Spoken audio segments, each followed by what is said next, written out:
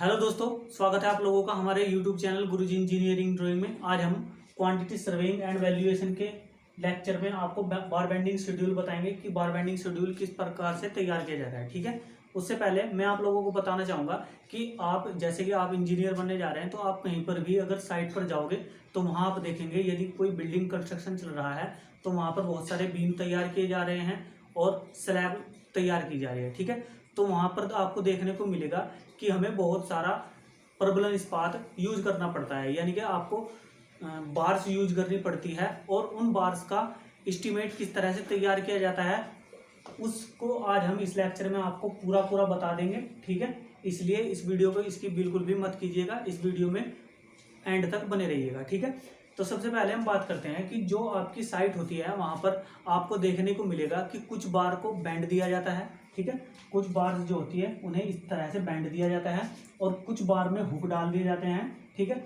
कुछ एंकर बार होती है जो आपके वर्टिकल स्ट्रप्स लगाए जाते हैं, उन्हें सहारा देने के लिए एंकर बार यूज की जाती है। या फिर आप देख सकते हैं जब एक सिंगली रेनफोर्स्ड कंक्रीट बीम होगा तो उसमें आपको 2 एंकर बार देखने को मिलेगी यदि आप बीम तैयार करवा रहे हैं। ठीक है, और यदि डबली रेनफोर्स्ड कंक्रीट बीम होगा तो उसमें भी आपको ऊपर की साइड में यानी कि कंप्रेशन जोन में आपको मेन बार्स देखने को मिलेगी। ठीक है, तो आज हम आपको जो आपका बार बेंडिंग शेड्यूल होता है उसका एस्टीमेट किस तरह से तैयार किया जाता है उसके बारे में हम आपको बताएंगे। ठीक है, सबसे पहले ये जो बैंड करने पर जो अतिरिक्त लंबाई होती है उसे किस प्रकार से ज्ञात करते हैं हम, ये भी मैं आप लोगों को बताऊंगा। ठीक है, चलिए शुरू करते हैं। ये जो मैंने यहाँ पर चित्र बनाया हुआ है, ठीक है, अगर हमारी एक सीधी बार हो यहाँ से यहाँ तक की बार, ठीक है, तो उसकी लंबाई कितनी होगी L, उसकी लंबाई कितनी होगी L। लेकिन ये जो हमारी दूरी है यहाँ से यहाँ तक की, ठीक है, इसमें हमने क्या किया है, इसमें हमने इस बार को मोड़ दिया है। ठीक है, यदि आप यहाँ से इसे घुमाकर इधर लेकर जाए तो आपको पता चलेगा कि जो ये D दूरी है वो केवल यहाँ से यहाँ तक ही आ रही है। ठीक है, तो बाकी ये जो बची हुई दूरी है यहाँ से यहाँ तक की जो बची हुई दूरी है यह आपकी अतिरिक्त लंबाई है। ठीक है, तो जो कि इस बैंड के कारण हमें देनी पड़ी। ठीक है, तो इस अतिरिक्त लंबाई को हम ज्ञात करेंगे, क्योंकि बार बेंडिंग शेड्यूल बनाते हुए आपको पता होना चाहिए कि हमारी बार्स की लंबाई कितनी है।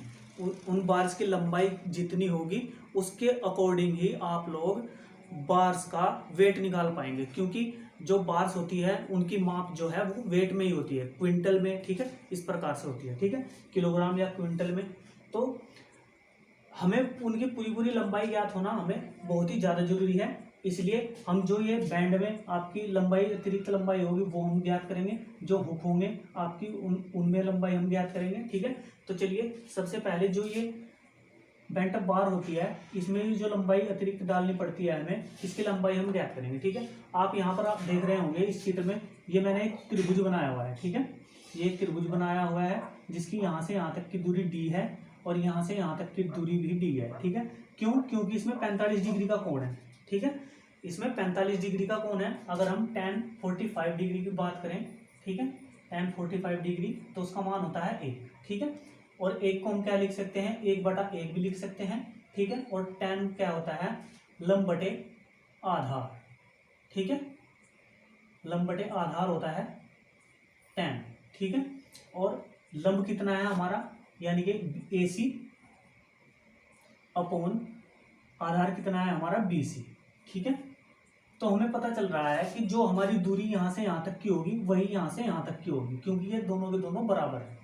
ठीक है, क्योंकि tan 45 डिग्री में दोनों बराबर होते हैं। ठीक है, तो अब हमें पता चल गया है कि हमारी AC की दूरी भी D है और BC की दूरी भी D है, तो इन्हें अलग अलग से निकालने की हमें जरूरत नहीं है। अब हम इस त्रिभुज में पाइथागोरस प्रमेय का फॉर्मूला लगाएंगे। AB² बराबर क्या हो जाएगा, AC² प्लस BC²। ठीक है, तो इनका मान हो जाएगा, AC का मान कितना है D, यानी कि D² और प्लस इसका मान कितना है D। ठीक है, यानी कि ये आ गया 2D²। ठीक है, अब AB का मान यहाँ से आ जाएगा √2D²। ठीक है, यानी कि D इसमें से बाहर आ जाएगा। अब आप देख रहे हैं कि हमें अतिरिक्त लंबाई कैसे निकालनी है। हमें जो हमारी ये लंबाई है यहाँ से यहाँ तक की AB, ठीक है, इसमें से अगर हम BC को घटा दे, ठीक है, तो ये अगर हम यहाँ से इसे घुमा दे थोड़ा तो ये यहाँ पर जाकर खत्म हो जाएगी। तो हमें अतिरिक्त लंबाई क्या याद करनी है, ये। तो जब हम इसमें से इसे घटा देंगे तो हमारी यही लंबाई आ जाएगी, ठीक है। तो चलिए यही करते हैं, अतिरिक्त लंबाई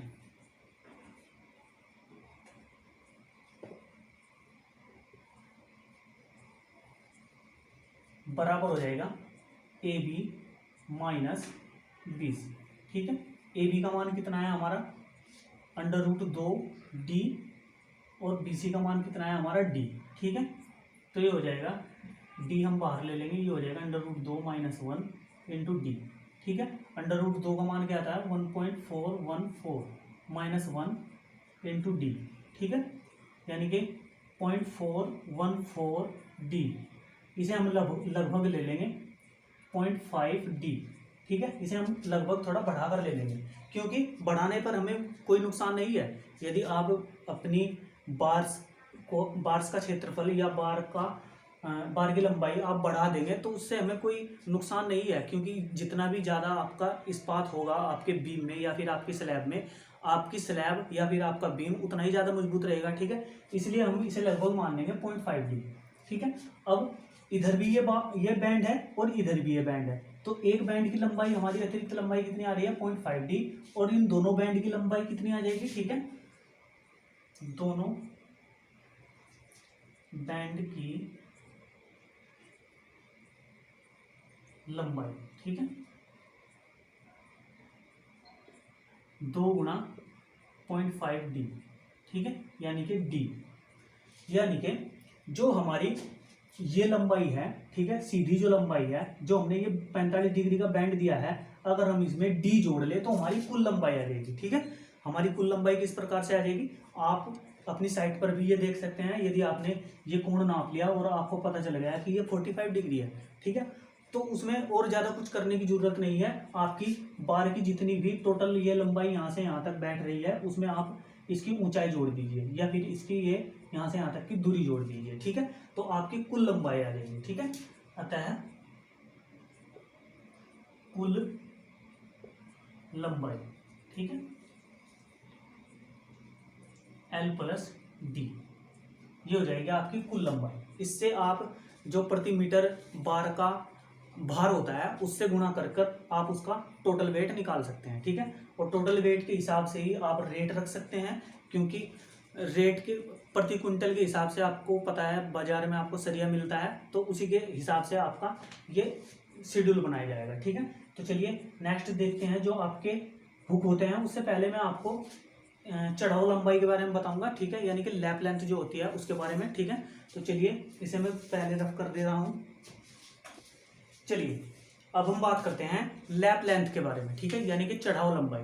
कभी कभी ऐसा होता है कि जब आप कोई स्ट्रक्चर बनवा रहे हैं तो आपने जितना वहाँ पर बार्स मंगवाई थी, जितना सरिया आपने वहाँ पर मंगवाया था, ठीक है, तो जब आप कोई बीम या फिर स्लैब बना रहे थे तो उस बीम में जो आपकी बार है वो कम रह गई है, ठीक है, यानी कि वो पूरी लंबाई में आगे तक नहीं जा रही है, वो कम रह गई है। तो इस कंडीशन में हमें क्या करना पड़ता है, इस कंडीशन में आप ऐसा तो नहीं कर सकते कि हाँ उस बार को छोड़ दें, उसे वेस्ट कर दें और दूसरी बार वहाँ पर लगा दें, ठीक है, तो वो वहाँ पर पड़ी हुई ऐसे ही वेस्ट हो जाएगी, उसका कभी यूज नहीं होगा, ठीक है। तो उसके लिए हम क्या करते हैं कि जो वो बार है उसमें एक और बार लाकर जोड़ देते हैं, ठीक है, यानी कि उस पर हम चढ़ाव देते हैं, ठीक है। तो ये चढ़ाव कितना होना चाहिए ये बहुत ही ज़्यादा महत्वपूर्ण है। अगर ये चढ़ाव ज़्यादा हो गया तो उसमें तनन बल तो वहन कर लेगी, लेकिन उसमें हमें अतिरिक्त लंबाई डालनी पड़ जाएगी जिससे हमें नुकसान ही होगा, क्योंकि सरिया अधिक लग जाएगा उसमें। और यदि ये जो आपकी लेंथ है, जो ये चढ़ाव लंबाई है, ठीक है, ये अगर हम कम लंबाई में डाल दें तो इससे क्या होगा, इससे तनन बल अधिक हो जाएगा और उस कारण ये ऐसा हो सकता है कि ये बार यहाँ से छूट भी सकती है, जिससे कि हमारी संरचना ध्वस्त हो सकती है, ठीक है। तो ऐसा ना हो तो उसके लिए एक लिमिट है कि हमें अपनी बार पर कितना चढ़ाव देना चाहिए, ठीक है, 40D या फिर 50D। जो D जो है वो बार का डाया है, यानी कि बार के डाया का 40 गुना या फिर 50 गुना आपको चढ़ाव देना ही होगा उसमें, ठीक है। और इतना ही चढ़ाव आपको देना चाहिए, अतिरिक्त नहीं देना चाहिए। उससे क्या होगा, उससे बार से अधिक लग जाएगी जिससे आपको नुकसान हो सकता है, ठीक है। और यदि इससे आप कम रखोगे तो आपकी संरचना भी ध्वस्त हो सकती है। तो हमारा जो चढ़ाव लेंथ है, ठीक है, लैप लेंथ है, उसकी लंबाई 40D से 50D तक होनी चाहिए, ठीक है। तो ये बात थी जो लैप लेंथ में बताने की थी। चलिए नेक्स्ट देखते हैं, जो आपका हुक होता है उसमें आपकी अतिरिक्त लंबाई कितनी रखी जाती है। चलिए अब हम हुक के लिए अतिरिक्त लंबाई याद करेंगे, ठीक है, के लिए अतिरिक्त लंबाई, ठीक है। हुक के लिए हम अतिरिक्त लंबाई किस प्रकार से ज्ञात करेंगे। ये आप एक हुक देख रहे हैं यहाँ पर, ठीक है। इसकी जो ऊंचाई होती है, जो हमें ऊंचाई रखनी पड़ती है इस हुक की, ठीक है, वो 4D रखनी पड़ती है। और इसका जो रेडियस है, इसकी जो रेडियस है हमें 2.5D की रखनी पड़ती है, ठीक है। तो ध्यान रखिएगा कि जब भी आप अपनी साइट पर हो तो आप जो भी हुक डालेंगे तो उनमें जो ये मान है वो इतने होने चाहिए, ठीक है। तो चलिए अब बात करते हैं यहाँ से। यदि ए पॉइंट से बी पॉइंट तक का हिस्सा आप देखेंगे तो हमें दिख रहा है ये एक अर्धवर्त है, ठीक है। तो इस अर्धवर्त में लगी हुई जो लंबाई है उसे हम कैसे ज्ञात करेंगे। सबसे पहले हम अर्धवर्त की परिधि निकालेंगे, ठीक है। अर्धवर्त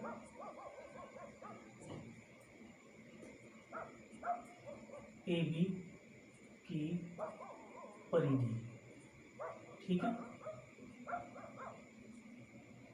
ये हो जाएगी पाई इंटू 2.5D, ठीक है। ये कितनी हो जाएगी, पाई इंटू 2.5D, 7.85D, ठीक है। तो ये कितनी आ गई है, 7.85D। और ये जो हमें दूरी रखनी पड़ती है यहाँ से यहाँ तक की दूरी, ठीक है, इसे हम रखते हैं 4D। कितने रखते हैं, 4D। ध्यान रखने की बात है कि जब हम इस बैंड को दे देंगे यहाँ तक, ठीक है, तो इससे आगे की जो लंबाई हमें छोड़नी है वो 4D के बराबर होनी चाहिए। ज़्यादा लंबाई आपको नहीं छोड़नी है, उससे आपका नुकसान ही होगा, ठीक है। तो ये हमें कितनी रखनी पड़ती है, 4D। तो जो ये लंबाई है, ये टोटल लंबाई कितनी हो गई हमारी, अतः BAC की लंबाई, BAC की लंबाई कितनी हो गई हमारी, 7.85D प्लस 4D, ठीक है। तो ये हो जाएगा 7 और 4 11, यानी कि 11.85D, ठीक है। इसे हम मान लेंगे लगभग 12D। कितनी मान लेंगे, 12D, ठीक है। अब आप देख रहे हैं कि जो ये अतिरिक्त लंबाई है, ठीक है, और यहाँ तक की अगर लंबाई की बात आप करें, यहाँ तक की जो ये लंबाई है इसकी आप अगर बात करें, ठीक है, तो ये लंबाई अगर हम बात करते हैं इस लंबाई की 3D की, ठीक है, तो इस लंबाई को घुमा देंगे अगर हम, तो ये लंबाई इधर से यहाँ तक पहुँच जाएगी, ठीक है। तो यहाँ तक की जो लंबाई है, यहाँ तक की जो लंबाई है 3D, ठीक है, वो हमें इसमें से घटानी पड़ेगी, तब जाकर हमारी जो ये अतिरिक्त लंबाई है वो ज्ञात होगी, ठीक है। तो हम अतिरिक्त लंबाई कैसे ज्ञात करेंगे, अतिरिक्त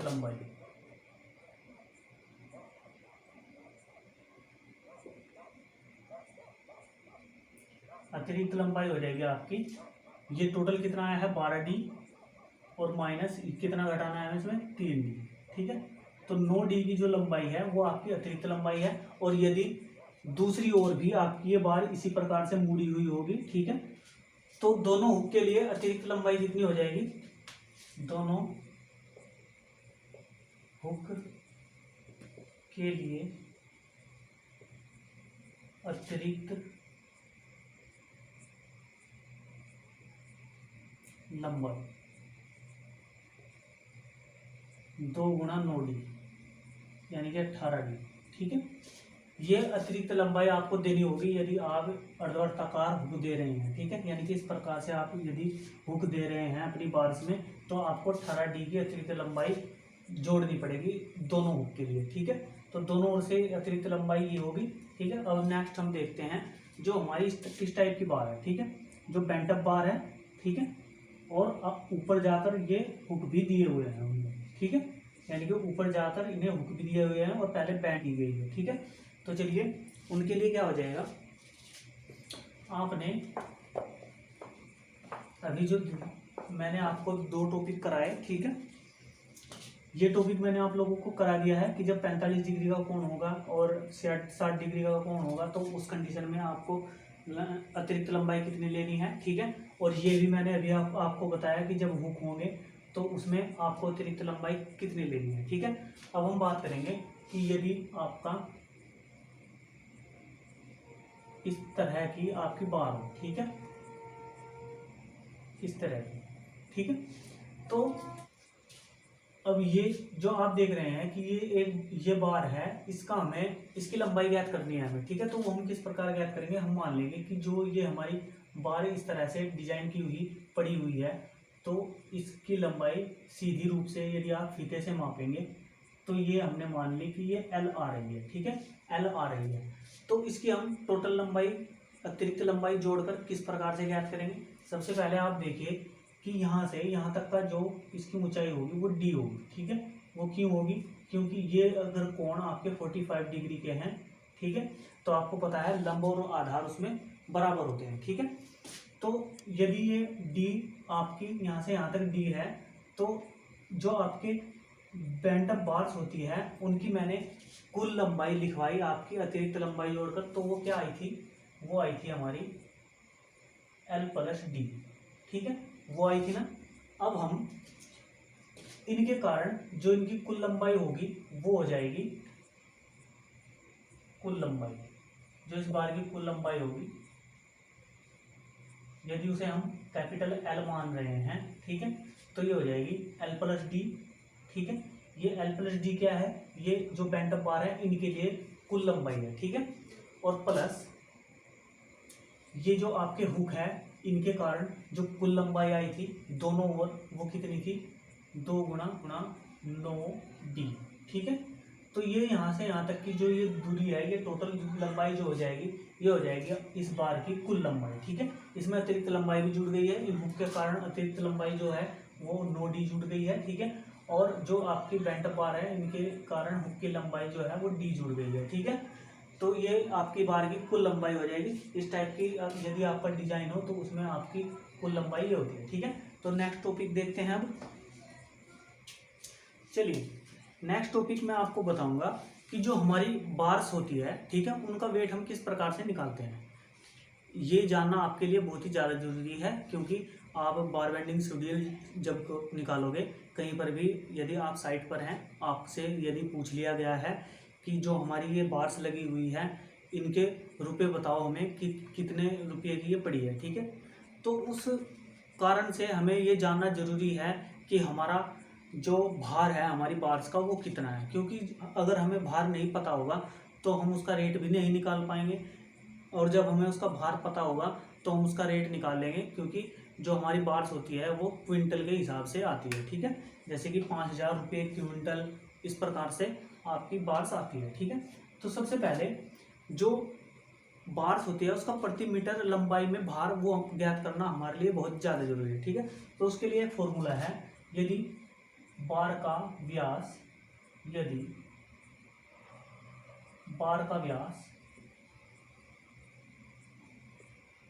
डी मिलीमीटर है, ठीक है। आपको ध्यान रखना है जो आपका डाया है वो आपको मिलीमीटर में ही लेना है, ठीक है।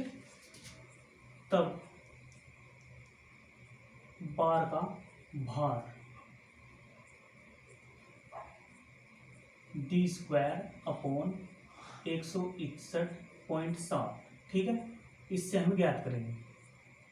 ये फॉर्मूला आपको ध्यान रखना है, इसे आप कहीं पर भी यूज कर सकते हैं, इससे आपकी बार का वेट निकल कर आ जाएगा। जैसे कि यदि 8 मिलीमीटर व्यास की हम बात करें, 8 मिलीमीटर डाया की बार का यूज हम करेंगे, ठीक है, तो वो हो जाएगा 8 का वर्ग बटे 161.7, ठीक है। तो इसे करके देख लीजिए,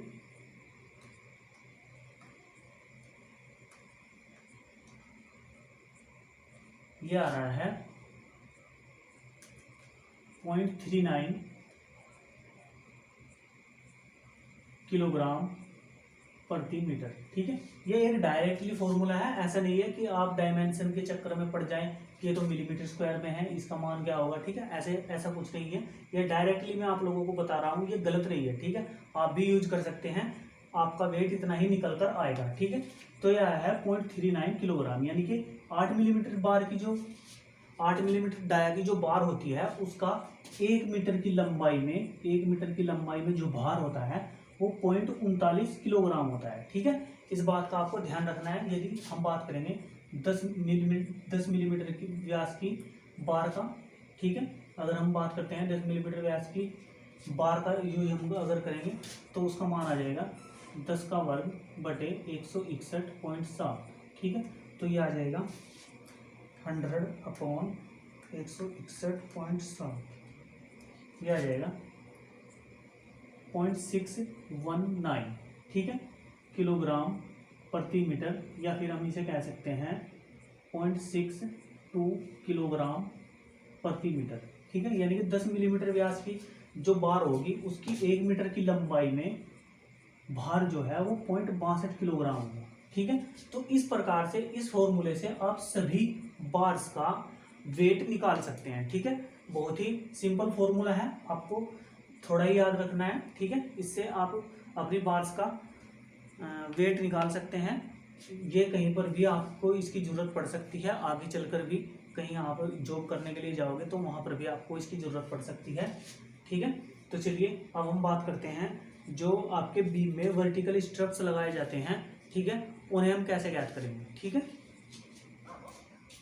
तो चलिए बच्चों, यहाँ पर मैंने एक बीम बनाया हुआ है। ठीक है, इसमें जो ये लाइनें हैं, ये वाली लाइनें, ठीक है, ये आपके स्टीरप्स हैं। ठीक है, इनकी संख्या हमें ज्ञात करनी है। अभी हमें पता नहीं है कि हमारी ये संख्या कितनी है, हमें क्या पता है, केवल हमें स्पेसिंग पता है।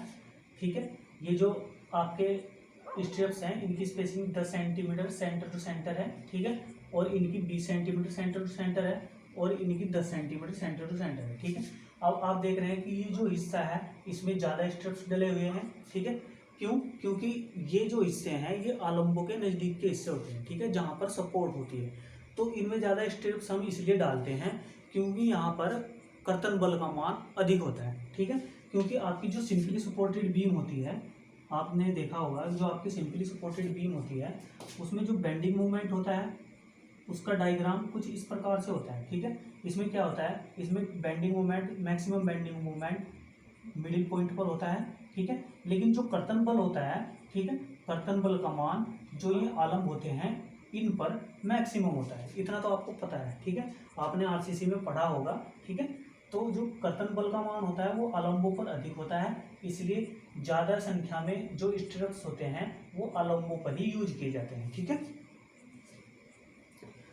और मिडिल में हम स्ट्रिप्स की दूरी को बढ़ा देते हैं क्योंकि जो मिडिल पॉइंट पर कर्तन बल का मान होता है वो न्यूनतम होता है, इसलिए इसके पार्ट बटे 10 से आगे की दूरी में उनकी स्पेसिंग बढ़ाई जा सकती है। ठीक है, तो चलिए अब हम नंबर ऑफ स्ट्रिप्स ज्ञात करेंगे। सबसे पहले किनारों की ओर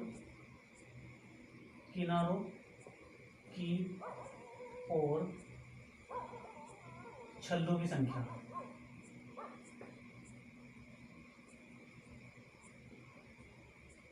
ठीक है, किनारों की ओर छल्लों की संख्या हम ज्ञात करेंगे स्पेस अपॉन स्पेसिंग +1, ये फॉर्मूला होता है आपका। ठीक है, जो किनारों की तरफ हम छल्लों की संख्या ज्ञात कर रहे हैं तो उसका फॉर्मूला ये होता है। ठीक है, क्यों? क्योंकि ये जो किनारा होता है इस पर भी हम एक स्ट्रिप्स लगा के रखते हैं, इसलिए इसमें एक जोड़ते हैं। ठीक है, अब स्पेस यहाँ से यहाँ तक का कितना है, यहाँ से यहाँ तक का स्पेस है 40, और स्पेसिंग कितनी है हमारी 10। ठीक है, और +1, तो ये आ जाएगा 4 + 1 यानी कि 5, 4 + 1 यानी कि 5 स्ट्रिप्स हमें इसमें डालने होंगे। ठीक है, तो यहाँ तक गिनिए आप कितने स्ट्रिप्स हो जाएंगे, 1 2 3 4 और 1 5। ठीक है, तो यहाँ तक जो 40 सेंटीमीटर की दूरी है तो इसमें हमें छल्लों की संख्या 5 डालनी होगी। ठीक है, आपको अपनी साइड पर यह फॉर्मूला याद रखना है कि आपको आलम्बों के निकट यानी कि 40 सेंटीमीटर की दूरी में कितने छल्ले रखने हैं। ठीक है, सबसे पहले डिजाइन करके आप स्पेसिंग निकालेंगे। स्पेसिंग निकालना आपने आरसीसी डिजाइन में सीखा है।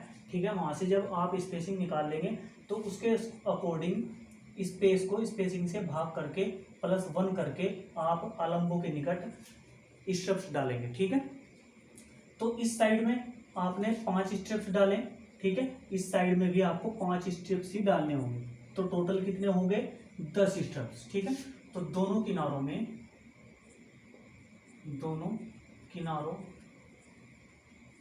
की ओर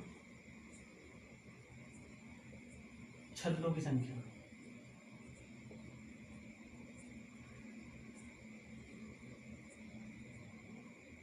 10। ठीक है, अब बात करते हैं हम मिडिल पॉइंट की। जो हमारा मिडिल क्षेत्र है उसमें स्ट्रिप्स की संख्या हमें कितनी डालनी होगी। ठीक है, मध्य में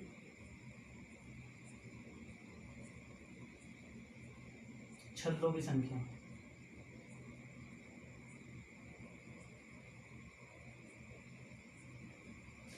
स्पेस अपॉन स्पेसिंग -1। ठीक है, -1 हम क्यों कर रहे हैं, क्योंकि ये जो बार है, ठीक है, ये जो बार है, सॉरी ये जो स्ट्रिप्स है ये हमें नहीं गिनना पड़ेगा।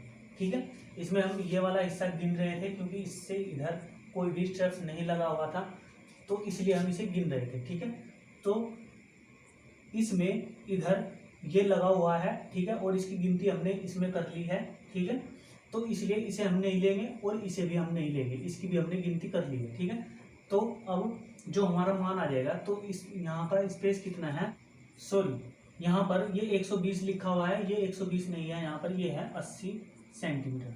ठीक है, यहाँ पर ये स्पेस ज़्यादा लिखा हुआ था, इसके लिए सॉरी। ठीक है, अब हम इस फॉर्मूले से इसका मान निकालेंगे कि इसमें स्ट्रिप्स कितने डाले जाएंगे। ठीक है, तो स्पेस कितना है 80 अपॉन स्पेसिंग कितनी है 20 और -1 करना है हमें। ठीक है, तो ये हो जाएगा 4 - 1 यानी कि 3। तो 3 स्ट्रिप्स हमें इसमें सेंटर में देने होंगे, जिनकी सेंटर टू सेंटर दूरी 20-20 सेंटीमीटर की होगी। ठीक है, तो चलिए इन्हें गिन लेते हैं, इसे छोड़ देंगे हम, ये हमने इसमें गिन लिया है। ठीक है, ये 5 स्ट्रिप्स हो गए थे, एक ये हो गया, एक ये हो गया और एक ये हो गया, तो 1 2 और 3। तो बीच में हमने कितने छल्ले डाले हैं 3, और बाकी ये जो चौथा है ये इसमें हमने जोड़ लिया है 40 सेंटीमीटर की दूरी में। ठीक है, तो इस प्रकार से आपको अपने बीम के स्ट्रिप्स की संख्या ज्ञात करनी है। ये ज्ञात होना ये बहुत ज़्यादा जरूरी है, क्योंकि आप कोई भी बीम यदि तैयार करोगे तो उसमें स्ट्रिप्स कितने डाले जाएंगे ये ज्ञात होना आपके लिए बहुत ज़रूरी है। ठीक है, चलिए नेक्स्ट टॉपिक देखते हैं हम। नेक्स्ट टॉपिक में हम आप लोगों को बार बेंडिंग शेड्यूल कराएंगे कि बार बेंडिंग शेड्यूल किस प्रकार से तैयार किया जाता है।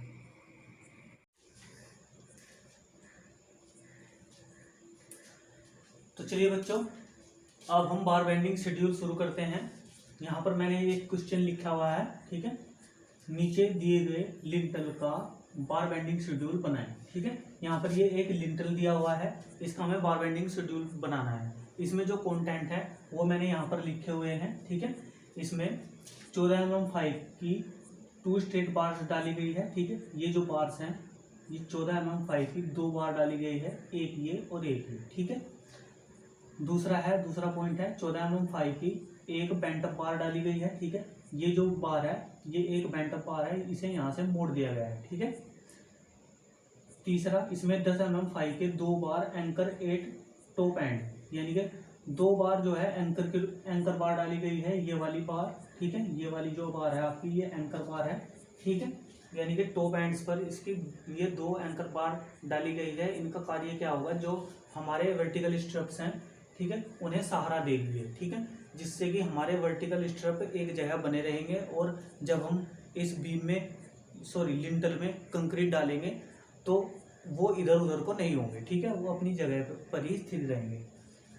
दूसरा एंड्स कवर जो है, ठीक है, ends clear cover 2 centimetre each side दिया हुआ है। ठीक है, यानी कि जो किनारे हैं, ठीक है, उनकी साइड में जो कंक्रीट का कवर है वो आपका 2 सेंटीमीटर का दिया हुआ है। ठीक है, ये आपका 2 सेंटीमीटर का कवर दिया हुआ है, और लिंटल साइज दिया हुआ है 1.2 मीटर, यानी कि इसकी लंबाई जो है 120 सेंटीमीटर है। 0.3 मीटर इसकी चौड़ाई है। ठीक है, यहाँ से यहाँ तक की जो चौड़ाई है वो इसकी 0.3 मीटर है। और 0.12 मीटर इसकी गहराई है। ठीक है, अब हम इसका शेड्यूल बनाएंगे। सबसे पहले जो हमारी बार्स है उनकी गणना हम करेंगे। ठीक है, यहाँ पर मैंने लिखा हुआ है डिस्क्रिप्शन ऑफ बार। ठीक है, आप जब बार बेंडिंग शेड्यूल बनाएंगे आपको क्या क्या पॉइंट उसमें लेने हैं, तो वो ये है। सबसे पहले आपको लेना है डिस्क्रिप्शन ऑफ बार, यानी कि जो हमारी बार है उनका विवरण, शेप ऑफ बार्स यानी कि उनकी शेप, फिर नंबर, लंबाई, कुल लंबाई, भार प्रति मीटर और कुल भार। ठीक है, हमें यहाँ ज्ञात करना है यहाँ पर कुल भार और उसके अनुसार हम रेट निकाल लेंगे। ठीक है, अब जो हमारी 14 mm 5 की स्ट्रेट बार है, ठीक है, यानी कि ये वाली जो बार है इनकी लंबाई हम ज्ञात करेंगे। ठीक है, इनकी संख्या कितनी है, एक यहाँ पर है, ठीक है, और एक दूसरी साइड में है। ठीक है, इनकी संख्या 2 है, तो इनकी संख्या है 2। अब हम इसकी यहाँ से यहाँ तक की जो लंबाई होगी वो ज्ञात करेंगे। उसे हम किस प्रकार ज्ञात करेंगे, आप यहाँ पर देख रहे हैं कि जो ये कवर दिया हुआ है एंड कवर, ठीक है, ये एंड कवर दिया हुआ है 2 सेंटीमीटर का है, इधर भी और इधर भी। ठीक है, 2 और 2 कितना हो गया, 4 सेंटीमीटर। अब 120 सेंटीमीटर में से हम 4 सेंटीमीटर घटा देंगे। ठीक है, 120 में से 4 सेंटीमीटर जब हम घटा देंगे तो ये 116 सेंटीमीटर रह जाएगा। ठीक है, यानी कि इसकी लंबाई यहाँ से यहाँ तक की कितनी आ गई है, 116 सेंटीमीटर। ठीक है, इतनी बात क्लियर है। अब जो हमारे ये हुक हैं, ये जो हमारे हुक है इनकी हमें लंबाई ज्ञात करनी पड़ेगी। अब आप देख रहे हैं कि एक बार में 2 हुक हैं। ठीक है, एक बार में 2 हुक है, और ये मैंने अभी आपको बताया था, ठीक है, इसी वीडियो में। तो उनकी लंबाई क्या होती है हमारी, 2 गुना 9D। ठीक है, ये थी आपकी लंबाई, यानी कि 18D आती है आपकी। ठीक है, तो ये जो हमारी लंबाई है इसे हम यहाँ लिख लेंगे। सबसे पहले हम 116 यानी कि 1.16 मीटर। ठीक है, और फिर प्लस हम करेंगे 2 गुना 9 और गुना इस डी का मान हम क्या लेंगे, इस डी का मान जो हमारी बार का डाया है 14 मिलीमीटर, और 14 मिलीमीटर को जब हम 1000 से भाग देंगे तो ये आ जाएगा 0.014 मीटर। ठीक है, तो ये हो जाएगा 0.014 मीटर। ठीक है, अब इसका हम टोटल कर लेंगे तो कुल लंबाई हमारी आ जाएगी। तो चलिए टोटल करते हैं इसका, 2 गुना 9 गुना 0.014 प्लस 1.16, ये आ गई है 1.412। ठीक है, यानी कि जो एक बार है हमारी उसकी लंबाई 1.412 मीटर आ गई है। ठीक है, अब हम इसका भार प्रति मीटर ज्ञात करेंगे। जो हमारी 14 मिलीमीटर 5 की बार होगी उसका भार प्रति मीटर क्या होगा, उसके लिए मैंने आपको फॉर्मूला बताया था। फॉर्मूला क्या था हमारा, d²/161.7। ठीक है, यदि आपके याद होगा, ठीक है, तो आप यहाँ से भार प्रति मीटर ज्ञात कर सकते हैं। ठीक है, तो d² हमें क्या करना है, जो हमारी बार का डाया है उसका वर्ग करना है, यानी कि 14 का वर्ग भाग 161.7। ठीक है, ये आ गया है 1.212। ठीक है, किलोग्राम प्रति मीटर। ठीक है, ये भार जो आएगा हमारा वो किलोग्राम प्रति मीटर में आएगा। अब हम कुल कर लेंगे, कुल भार हमारा कितना हो जाएगा, हम इसकी गुना करेंगे पहले तो 2 से। ठीक है, क्योंकि 2 बार की लंबाई आ जाएगी है। ठीक है, तो 2 बार की लंबाई आ जाएगी 2 से गुना करने पर। तो 2 से जब हम इससे गुना कर देंगे तो 2 गुना 1.412। ठीक है, ये आ गई है बार की लंबाई 2.824। ठीक है, मीटर। अब इसकी गुणा हम इसमें कर देंगे, क्योंकि 1 मीटर लंबाई का भार हमें पता चल गया है 1.212 है, तो इतनी मीटर लंबाई का भार कितना हो जाएगा, इसकी हम गुणा कर लेंगे। तो यहाँ लिख देंगे इसे, तो ये हो जाएगा 1.212 3.423 किलोग्राम। ठीक है, तो ये हमारा टोटल भार जो है वो 3.423 किलोग्राम होगा। ठीक है, अब हमने जो हमारी 14 मिलीमीटर फाई के स्ट्रेट बार थी उनका भार हमने ज्ञात कर लिया है, ठीक है। तो इसका काम यहीं पर खत्म हो गया है। अब मैं इसे साफ कर देता हूँ क्योंकि जगह इतनी नहीं है, इसलिए आपको इस प्रकार से मुझे बताना पड़ रहा है। आई होप आप लोगों की समझ में तो आ ही रहा होगा, ठीक है। तो ये कुल लंबाई आई थी हमारी 2.824, ठीक है, मीटर। तो चलिए अब हम बात करते हैं जो हमारे 14 मिलीमीटर फाई की ऊपरी मुख्य छड़ है, ठीक है। 14 मिलीमीटर फाई की ऊपरी मुख्य छड़ यानी कि 1 बेंटम बार जो है हमारी, उसकी बात हम करते हैं। तो इसकी संख्या कितनी है? 1 है, ठीक है। ये बार्स आप यहाँ देख सकते हैं, ये यहाँ से बेंटम बार्स है, ठीक है। यहाँ से ये इधर इसमें हुक दिया हुआ है, ठीक है। इधर ये यहाँ पर बैंड की हुई है और यहाँ पर ले जाकर इसे हुक दिया हुआ है दोनों ओर, ठीक है। तो इसकी लंबाई हो जाएगी, सबसे पहले हम यहाँ से यहाँ तक की लंबाई ज्ञात करेंगे, ठीक है। यहाँ से यहाँ तक की लंबाई कितनी हो जाएगी?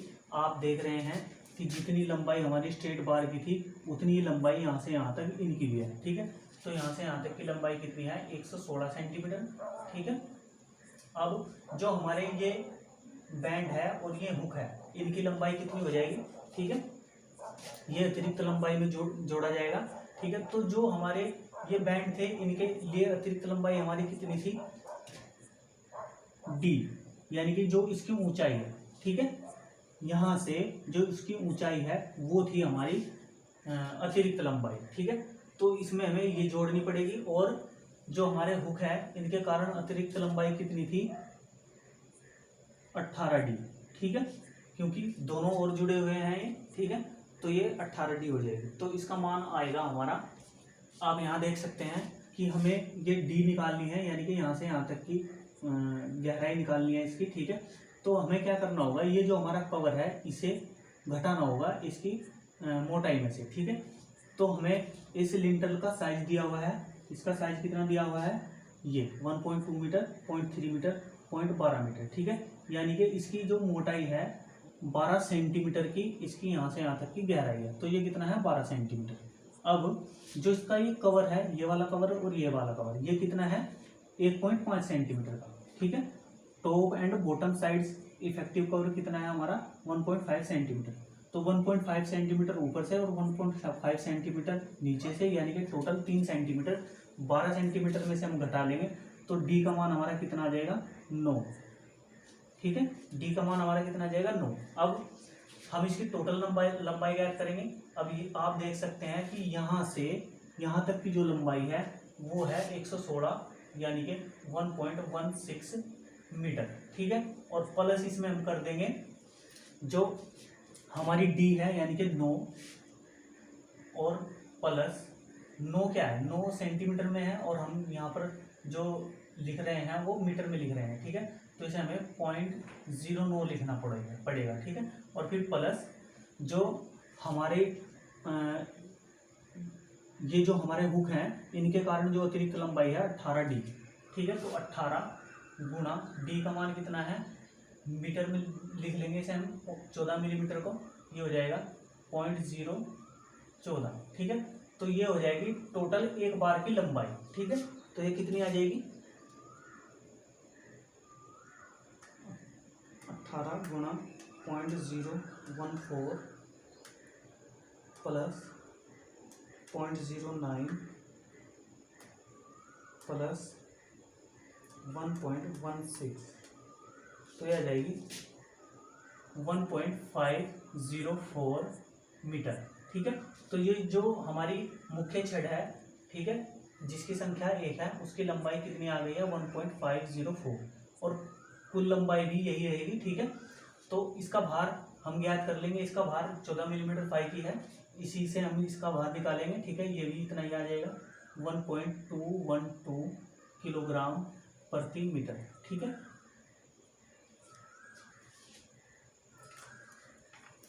अब इसका हम कुल भार ज्ञात कर लेंगे, ठीक है। कुल भार हम कैसे ज्ञात करेंगे? इसकी और इसकी गुणा कर देंगे, ठीक है। 1.504 गुणा 1.212, ये हो जाएगा 1.82 किलोग्राम, ठीक है।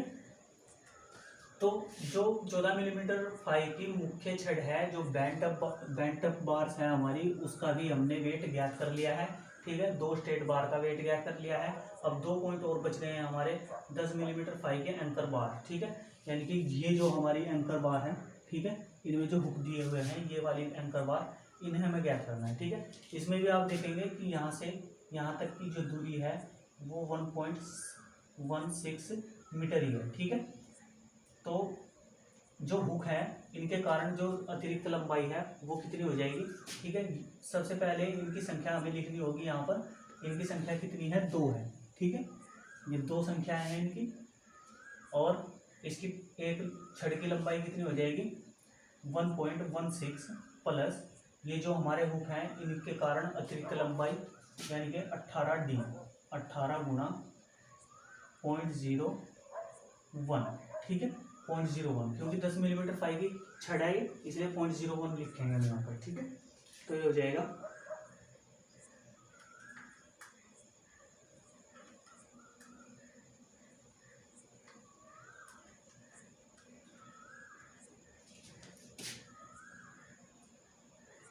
ये आ गई है 1.34। ठीक है, ये जो लंबाई आई है एक बार की लंबाई है 1.34, लेकिन हमारी संख्या यहाँ पर कितनी है 2, तो 2 बार की लंबाई कितनी हो जाएगी, गुणा कर देंगे हम 2 से, तो ये हो जाएगा 2.68। ठीक है, अब इसका भार प्रति मीटर निकाल लेंगे हम इस सूत्र से। ठीक है, तो 10 mm फाई की छड़ है तो 10 का वर्ग बटे 161.7 ये हम कर लेंगे, तो ये हो जाएगा 100/161.7। भार आ गया है 0.62 किलोग्राम प्रति मीटर। ठीक है, अब इसकी इससे गुणा कर देंगे तो कुल भार आ जाएगा इन बार्स का 2.68 गुणा 0.62, 1.6616 किलोग्राम। ठीक है, तो ये इतना भार आ गया है। अब हम 6 मिलीमीटर फाई के जो 2 लेग्ड स्ट्रिप्स हैं उनके बारे में बात करेंगे। ठीक है, सबसे पहले आप देखेंगे कि यहाँ पर 6 मिलीमीटर फाई के 2 लेग्ड स्ट्रिप्स डाले गए हैं। ठीक है, ये जो हमारे स्टिरप्स हैं, ठीक है, इनकी संख्या भी हमें पता होनी चाहिए। ठीक है, इनकी संख्या हम किस प्रकार से ज्ञात करेंगे मैंने आपको बताया है। ठीक है, इसी वीडियो में मैंने आप लोगों को बता दिया है कि इनकी हम संख्या किस प्रकार से ज्ञात करेंगे। जो हमारे यहाँ से यहाँ तक के जो छल्ले डले हुए हैं, ठीक है, सबसे पहले हम इसकी यहाँ से यहाँ तक का स्पेस ज्ञात करेंगे। यहाँ से यहाँ तक का स्पेस क्या होगा, जब हम ये साइड कवर जब हम इसमें से घटा देंगे टोटल लंबाई में से, ठीक है, तो हमें यहाँ से यहाँ तक का स्पेस पता चल जाएगा। तो यहाँ से यहाँ तक का स्पेस कितना है 120 सेंटीमीटर, और जो हमारा कवर है ये साइड कवर है, ठीक है, इनका स्पेस कितना है 2 सेंटीमीटर। ठीक है, तो 2 सेंटीमीटर इधर से और 2 सेंटीमीटर इधर से, यानी कि 4 सेंटीमीटर हमने घटा लिया। तो यहाँ से यहाँ तक की लंबाई आपकी कितनी आ गई 116 सेंटीमीटर। ठीक है, तो 116 सेंटीमीटर की यहाँ से यहाँ तक की लंबाई आ गई है। अब जो हमारे स्टिरप्स हैं ये देखिए आप इस चित्र में जो ये स्टिरप्स दिए हुए हैं इनकी बात हम कर रहे हैं। ठीक है, इसकी यहाँ से यहाँ तक की लंबाई कितनी हो जाएगी 27 सेंटीमीटर। ठीक है, ये आपकी जो इसकी चौड़ाई है बीम की, ठीक है, ये है 30 सेंटीमीटर। ठीक है, ये कितनी है 30 सेंटीमीटर। मैं आप लोगों को बोलकर इसीलिए बता रहा हूँ कि आपको सही से दिख नहीं रहा होगा यहाँ पर। ठीक है, तो ये 30 सेंटीमीटर है। 30 सेंटीमीटर में से हमें ये कवर घटाना होगा और ये कवर घटाना होगा। ठीक है, ये कवर कितना है हमारा 0.15 का, और ये कवर कितना है ये भी 0.15 का है। ठीक है, आप इसमें कंफ्यूज मत हो जाना कि यहाँ पर मैं 2 सेंटीमीटर बता रहा हूँ और यहाँ पर 0.15, चूंकि ये जो सेक्शन लिया गया है वो ये यहाँ से काट के लिया गया है। ठीक है, और आप इस साइड से देख रहे हैं इस बीम को। ठीक है, तो जब इस साइड से आप इस बीम को देखोगे, ठीक है, तो जो ये 15 सेंटीमीटर है ये आपको इस साइड में दिखाई देगा। ठीक है, ये इस साइड में आपको दिखाई देगा। आई होप मैं जो आपको कह रहा हूँ वो समझ रहे होंगे आप। ठीक है, तो ये 15 सेंटीमीटर है और ये भी 15 सेंटीमीटर, तो 15 15 30 यानी कि 3 सेंटीमीटर इस 30 में से हम घटा लेंगे तो ये आ जाएगी 27 सेंटीमीटर। ठीक है, अब हम यहाँ से यहाँ तक की यानी कि यहाँ से यहाँ तक की ऊंचाई ज्ञात करेंगे। इसकी ऊंचाई कितनी होगी स्ट्रिप्स की, यहाँ से यहाँ तक की जो ऊंचाई है। ठीक है, और ये हमने पहले भी ज्ञात की थी जब हमने ये कवर और ये कवर घटाया था। ठीक है, तो ये कवर और ये कवर घटाने के बाद ये कितनी आ गई थी, 9 सेंटीमीटर। ठीक है, क्योंकि ये यहाँ से यहाँ तक 12 सेंटीमीटर है, 1.5 सेंटीमीटर का कवर हमने ये घटा दिया और 1.5 का ये, तो 3 सेंटीमीटर यहाँ से भी घट गया है, तो ये 9 सेंटीमीटर आ गई है। ठीक है, अब हमें अपने जो छल्ले हैं उनका साइज हमें पता चल गया है। ठीक है, यहाँ से यहाँ तक कितना है, 9 सेंटीमीटर। अब एक छल्ले का वेट हम ज्ञात कर लेंगे। सबसे पहले हम टोटल छल्ले ज्ञात करेंगे। सबसे पहले हमें यहाँ पर संख्या लिखनी है। ठीक है, आप देख रहे हैं कि यहाँ से यहाँ तक की स्पेसिंग हमारी 116 सेंटीमीटर है। ठीक है, और मैंने आपको फॉर्मूला क्या बताया था स्ट्रिप्स ज्ञात करने का, स्पेस अपॉन स्पेसिंग प्लस 1। ठीक है, यदि आप बीच में कोई गणना नहीं कर रहे हैं तो हमें यही सूत्र यूज करना होगा, स्पेस अपॉन स्पेसिंग प्लस 1। ठीक है, तो स्पेसिंग हमारी कितनी है, हमारे क्वेश्चन में दी हुई है। ठीक है, 6 mm 5 2 leg stirrup 10 mm centre to centre, mm नहीं है यहाँ पर, सेंटीमीटर है। ठीक है, 10 सेंटीमीटर सेंटर टू सेंटर, तो 10 से इसे हम भाग कर लेंगे और एक जोड़ देंगे। ठीक है, तो 10 से जब हम इसे भाग करेंगे तो आ जाएगा 11.6 प्लस 1। ठीक है, तो यानी कि 12.6 या फिर 13 छल्ले। ठीक है, छल्ले हम आधे यूज नहीं करेंगे कि हाँ आधी ऊंचाई में हमने यूज कर लिए, हमें पूरे पूरे छल्ले यूज करने होंगे। ठीक है, तो ये जो छल्लों की संख्या है, ये छल्लों की संख्या ये 13 है। पढ़े ही आपको इसमें ज़्यादा दिखाई दे रहे हों, लेकिन ये तो मैंने आप लोगों को बताने के लिए, समझाने के लिए लिखे हुए हैं, उतारा हुआ है उस चित्र में। लेकिन इन छल्लों की जो संख्या है वो 13 सेंटीमीटर है। ठीक है, 120 सेंटीमीटर में 13 छल्ले आप यूज कर सकते हैं।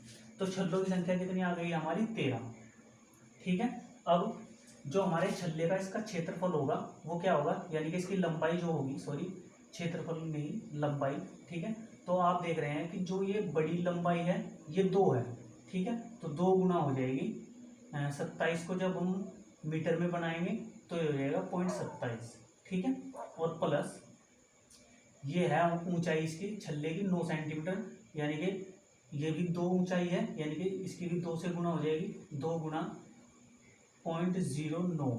ठीक है, ये भी हमने मीटर में बना लिया है। अब हम प्लस करेंगे जो छल्लों की अतिरिक्त लंबाई है, यानी कि यहाँ पर जो ये बैंड दिया जाता है ये अतिरिक्त लंबाई, ये मैंने आप लोगों को नहीं लिखवाई है, ये होती है 24D। ठीक है, 24D, ये मेरे ध्यान नहीं रहा, लेकिन मैं यहाँ पर आपको बताना चाहता हूँ कि ये 24D होती है। ठीक है, तो इसके हम गुणा कर लेंगे, हम 24 गुणा ये जो छल्लों का डाया है 6 मिलीमीटर का है, जब हम इसे 1000 से भाग करेंगे तो ये आ जाएगा 0.006। ठीक है, तो ये टोटल करके हम एक छल्ले का कुल लंबाई ज्ञात कर लेंगे। ठीक है,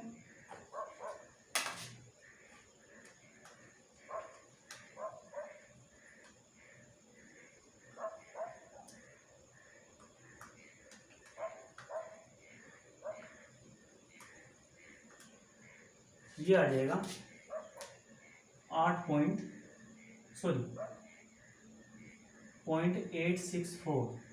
ठीक है, 0.864 मीटर। ठीक है, अब कुल लंबाई आ जाएगी, जो ये 13 छल्ले हैं इनकी गुणा कर लीजिए इसमें, 11 पॉइंट कुल लंबाई है यहाँ पर कुल लंबाई लिखी जाएगी, ये आया है हमारा 0.864 मीटर, और यहाँ पर कुल लंबाई लिखी जाएगी 11.23 मीटर। ठीक है, अब भार प्रति मीटर ज्ञात करेंगे हम, वही फॉर्मूला हमारा d²/161.7 से। ठीक है, यहाँ पर d का मान कितना है, 6 मिलीमीटर। ठीक है, तो 36 भाग 161.7, ये आ गई है आपकी 0.222 किलोग्राम प्रति मीटर। ठीक है, तो ये इतनी आ गई है। अब इसका टोटल वेट ज्ञात कर लेंगे हम, इसकी गुणा हम इसमें कर लेंगे। ठीक है, तो ये हो जाएगा 11.23 गुणा 0.222, ये हो जाएगा 2.499, या फिर हम कह सकते हैं 2.5 किलोग्राम। ठीक है, तो अब हमने इन सभी है जो हमारा रेनफोर्समेंट था उस सभी का मान हमने ज्ञात कर लिया है। टोटल कर लेंगे अब हम,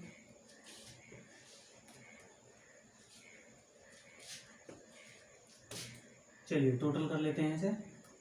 ये हो जाएगा 3.423 प्लस 1.82 प्लस 9.40 किलोग्राम। ठीक है, तो इस कार्य में इस लिंटल को बनाने के लिए हमारा 9.4 किलोग्राम सरिया लगा। ठीक है, बार्स हमने यूज की। ठीक है, जिनमें आपके स्ट्रप्स भी थे, बेंट अप बार्स भी थी, इंक्लाइंड बार्स भी थी। ठीक है, और जो आपकी स्ट्रेट बार है वो भी थी। तो इन सभी का ब्यौरा हमने ज्ञात कर लिया है। 9.40 किलोग्राम इसमें हमारा वेट लगा है। अब आप देखेंगे कि जो आपका सरिया होता है, बार्स जो होती है आपकी, यदि बाजार में आप जाओगे तो वहाँ पर आपकी बाजार में आपकी बार्स किस रेट चल रही है? अब चल रही है 5,000 रुपये प्रति 100 किलोग्राम। ठीक है, 5,000 रुपये प्रति 100 किलोग्राम।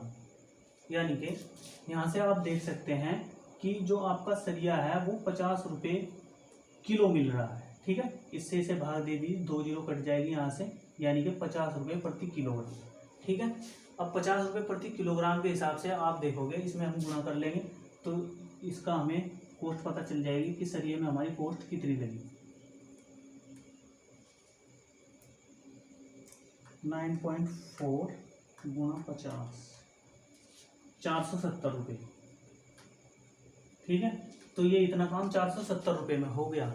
ठीक है, यदि रेट ज़्यादा होंगे, ठीक है, तो आपका ज़्यादा कॉस्ट आएगी, और यदि रेट कम होंगे तो आपकी कम कॉस्ट आएगी। ठीक है, लेकिन इतना जो रेट है वो ज़्यादातर मिलता नहीं है। ठीक है, फिर भी मैंने आप लोगों को बता दिया है कि आपको शेड्यूल इसी प्रकार से तैयार करना है। ठीक है, आप बाज़ार में जाओगे तो वहाँ पर आपको अलग अलग रेट मिलेंगे, हर चीज़ के अलग अलग रेट। आज 5,000 रुपये प्रति 100 किलोग्राम सरिया है, कल को 10,000 रुपये प्रति 100 किलोग्राम भी हो सकता है। ठीक है, या फिर आप बाज़ार में जाकर चेक भी कर सकते हैं कि वहाँ पर आपको 10,000 रुपये प्रति 100 किलोग्राम सरिया मिल रहा है, यानी कि 1 क्विंटल सरिया आपको 10,000 रुपये में मिल रहा है। ठीक है, तो इस प्रकार से आपको बार बेंडिंग शेड्यूल करना है।